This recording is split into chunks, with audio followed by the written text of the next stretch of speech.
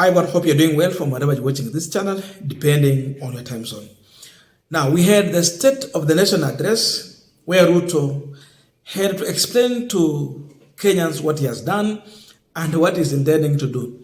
But before the State of the Nation address, and even before the passing of 2023 finance bill, Ruto had promised Kenyans that he is not going to increase prices of basic commodities. What he promised was that Kenyans should be anticipating to see the reduction of price on commodities. Mtakuwa mnaona vitu zikipungua bei. Huyo alikuwa William Ruto. But I'm telling you, after the State of the Nation address, starting from Rift Valley, people are rejecting Ruto. But just listen to what he said before passing the finance bill. Na mimi nataka niwaambie hivi, serikali ya Kenya hakuna hata tax moja tumeongeza. Na hakuna hata tax itaongezwa. Mtaona katika budget yetu ya mwezi wa sita tutakuwa tunapunguza taxes. Now of course, we know what happened after the finance bill was passed. From 8% ya Uhuru Kenyatta, ile yenye walisema ni ya matajiri, to 16% yenye kulingana na William Ruto ni ya maskini. Then we had the State of the Nation address.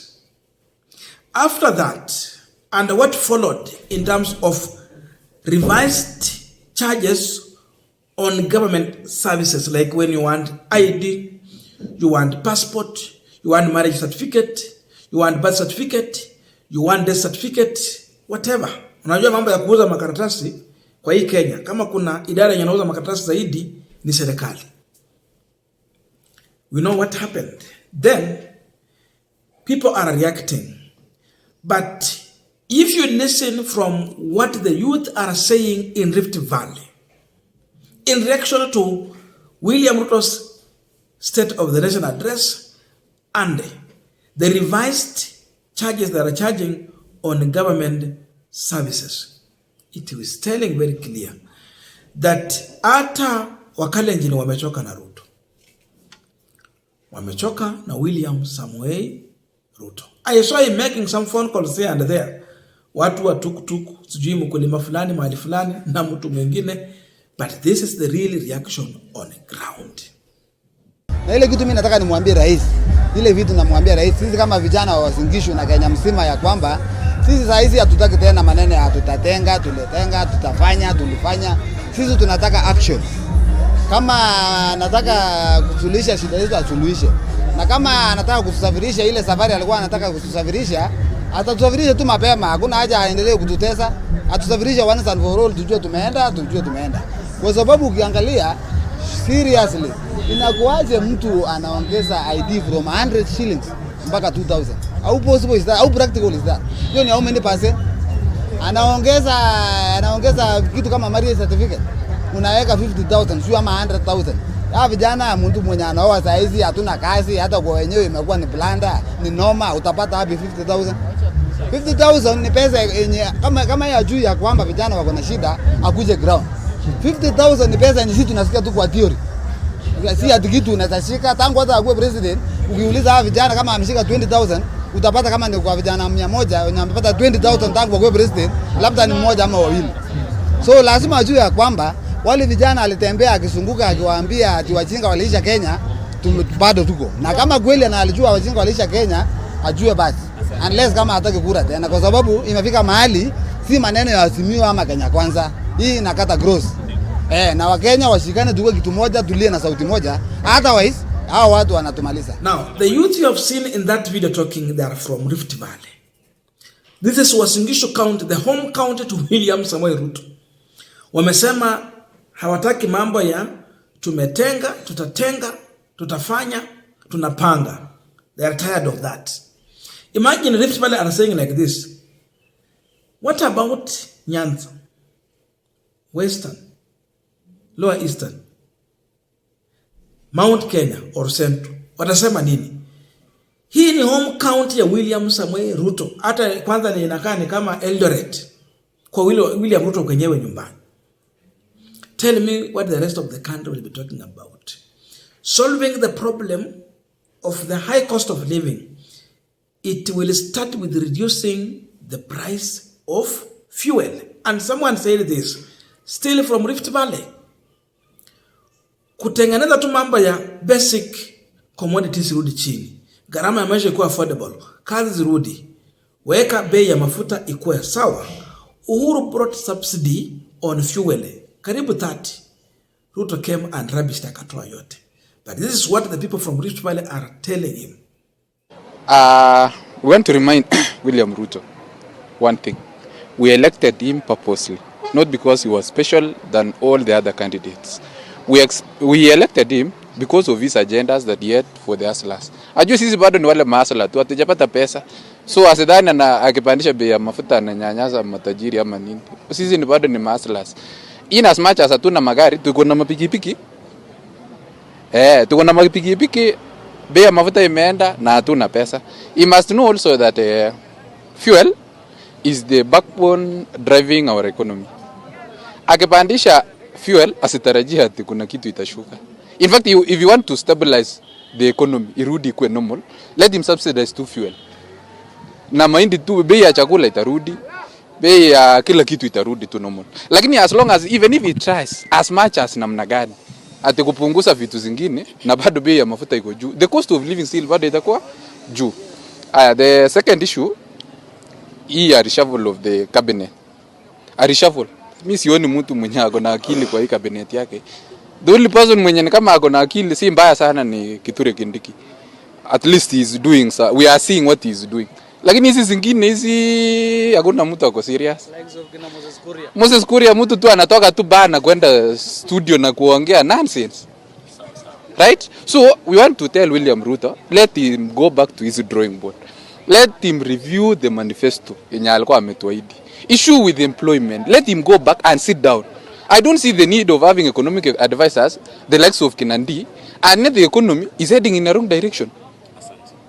So let him rearrange, let him reshuffle. This issue ya employment to young people, sijui hata tutaambia aje. Anatuambia when he was resuming office alituambia I'll go and create employment for these hustlers wenye hawana makazi. Alafu mwingine sijui deputy president Rigathi Gachagua anaenda graduation na kwenda kusema hata mkisoma hatuna makazi. Right? A boss contradicting his boss. You see? So William Ruto should review. Na kama hakuna mtu mwenye ako normal kwa hiyo serikali yake, kama hakuna mtu mwenye ako normal, we have technocrats, people who can think, people who can reason, people who can assist William Ruto to deliver. Hatutaki alafu kesho 2027 akuja hapa hivi inakuwa kazi ngumu kuomba kura kwa sababu ya ujinga yenye wanafanya na hii makabinet yake. Above all, after Ruto made his call on the day he had the State of the Nation address, the comment came in also, but it has a strong message for Ruto. People doesn't like William Samoei Ruto. They don't want to associate themselves with him. People are distancing themselves from Ruto. They are avoiding Ruto like a plague. They see him as an enemy. And even through comedy, they have a message for Ruto. Hello? Hello, mimi naitwa William Ruto. Naomba kuongea na Albert. William Ruto mgani? Wewe usinipigie simu bwana. Unatuharibia nchi hapa alafu nini mbaya na wewe? Wewe ulikuja ukatudanganya sijui bottom up gani? Hii bottom up. Wewe bwana usijaribu. Now, the people who are complaining in this video are the same individuals who voted for William Ruto overwhelmingly. That mtu yetu anakuja kwa power. So, our politics is local and tribal. And so our tribes matter. Savula responded to these people. And this is an old clip, but it still applies to what they are talking about. Waliambiwa mambo ya Ruto mapema sana kabla ya kura na kila mtu akajua. Kila mtu aliambiwa. Lakini watu walikuwa na coconut head, ile kichwa ngumu haisikii. They proceeded to give an opportunity William Ruto. Today they are in front line crying. Just wondering. Mambo ya kulia ilikuwa waachie watu wa Azimio. Lakini tunaelewa. Once you trust someone and you treasure your vote to that side, na huyo mtu akubetray, utakuwa na machungu makubwa kuliko mtu mwingine yoyote. And we can understand them. But Savula is here with a message for these people. Yenyewe mimi sahibu naumia. Mimi nasema muendelee kuumia pole pole. Kwa sababu Mungu mnasikia. Na wapatia direction tuende hivi. Tunaenda kwa Ruto. Nenda kwa Ruto. Ende nyinyi. Mnapotea barabara. Hamsikii. Hata sahi una shilingi hata 50 kwa mfuko kweli? Muendelee kuumia pole pole. Ndio mwe mkisikia chenye na wapi. Now, Danson Omar said very clear that anticipating Ruto to change or deliver for Kenyans is all going to remain a hot air. So for those who are pessimistic that William Ruto is going to change or he will deliver, that they need to give him more time. Hata ukimpea miaka 100, Ruto will do nothing. And Danson Omar is testifying on this. Don't expect anything from people who have nothing to offer. That is William Ruto's government. If you appoint people who are incompetent, the results will always be incompetent. So the Kenyans for 5 years, don't expect anything. Expect worse. Now, when it comes to the cost of fuel, which has become a big problem in this country, the fact that Uhuru left when fuel was at a fair price compared to what Ruto is putting in the price of fuel as of now. And remember, at that time, the fuel price in the national market had put it high. Today, it has decreased per barrel.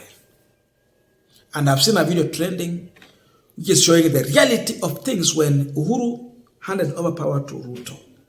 How the price was and how the price is as of now, and the international market decreased in price. When President Ruto took over in September 2022, a barrel of crude oil was $105. Today it's $80, having dropped by $25, a 23% decrease in price. A liter of petrol in October 2022 was 180 shillings. Today it's at 217 shillings per liter. With 23% drop in crude oil prices, petrol should ideally retail at 147 shillings per liter. Why are we paying 217 shillings per liter instead of the ideal 147 shillings per liter? Now, as we conclude this discussion, just a quick request. For those who are watching and you have not yet subscribed, please consider subscribing. To our returning subscribers, I must say thank you so much. And again, to all our viewers, please give this video a thumbs up. Thank you so much, and back to this discussion. Now, it is clear Ruto has been rejected by his own people, and those who did not vote for him have a strong feeling that Ruto is the wrong leader in office. Then you bring in his cabinet. Anza na Gachagua, yule mwenye alikuwa naye kwa ballot. What did that youth say? Waacha kufanya ujinga ile Gachagua hata alikuwa anafanya. The kind of remark he gave to the university students about employment when he went for their graduation ceremony. This was one of the lowest that Daystar, was it Daystar University or what? That's how low they went. I think they regretted inviting Gachagua to that event.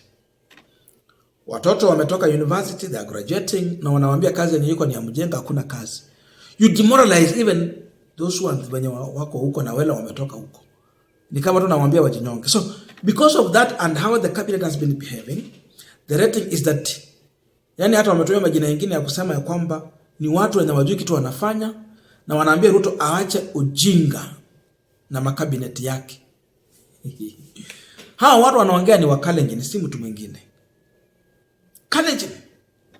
They speak same language with Ruto. They have same mother tongue. They understand each other. Same dialect. They are saying, no, we made a mistake.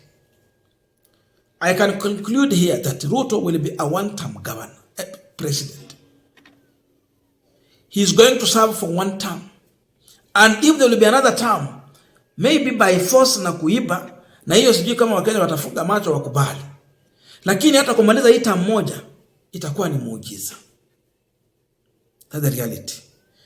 Because he has put us into a very hard situation. The life is unbearable. And everyone is complaining. And people are understanding their problem is not the fight or war elsewhere. Their problem is one man, William Ruto. Kwa nini Ruto alipandisha mambo ya marriage certificate from 5,000 to 50,000? ID from 0 to 1,000. Replacement from 100 to 2,000. Passport from 4,500 to 7,500. Mambo ya death certificate kutoka kwa 50 mpaka 200. Hata watoto tu wadogo wakizaliwa, ukienda ku apply for birth certificate, kama hajafikisha 6 months ni free. Ni mwaka kama ni 6 months. You can tell me in the comment section. But I know kuna some level they don't charge anything. Na akizidi 150, that is late registration, late birth registration and all those. So that is the reaction from the people. Sitaki niongezee maneno yangu, but that is what is on the ground. This man has been rejected by his own people, and the country at large, it is saying no to William Ruto.